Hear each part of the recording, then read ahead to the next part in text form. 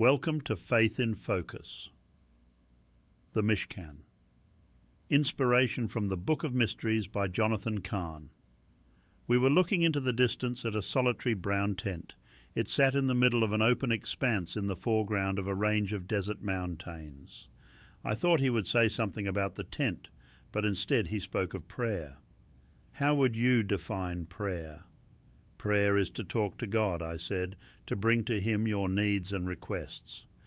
That's a part of prayer, he said, but it's more than that. The tabernacle was Israel's central place of prayer, but it was never called the tabernacle.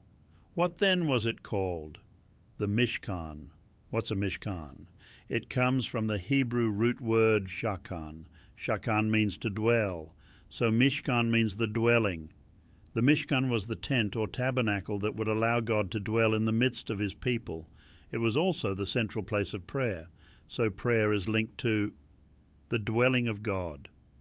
But the Mishkan wasn't only the dwelling place of God. It was also called the tent of meeting. It's where God and man met together. You see, prayer is not just an action. It's a meeting, an encounter. The Mishkan was not only where God dwelt, but man. Prayer is not primarily about saying words or performing an act. Prayer is a Mishkan. Prayer is about dwelling. It's the dwelling of God and man together. So the deepest part of prayer is that of dwelling in the dwelling of God, being present in the presence of God. And to dwell is more than just saying the words of a prayer or singing the words of a song and then being finished with it.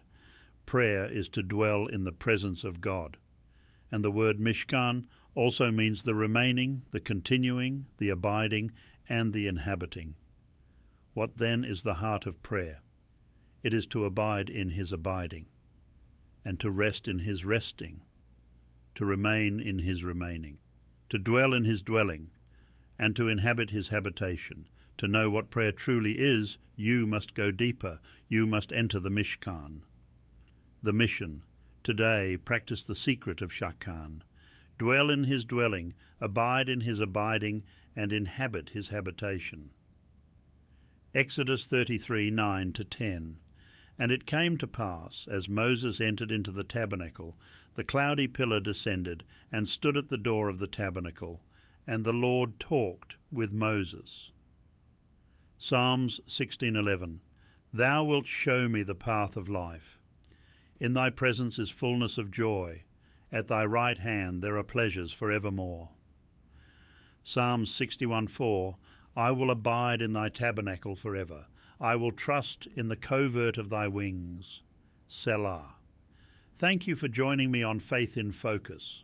Remember, these insights are inspired by Jonathan Cahn's The Book of Mysteries. Until next time, may you find strength in the revelation of his love.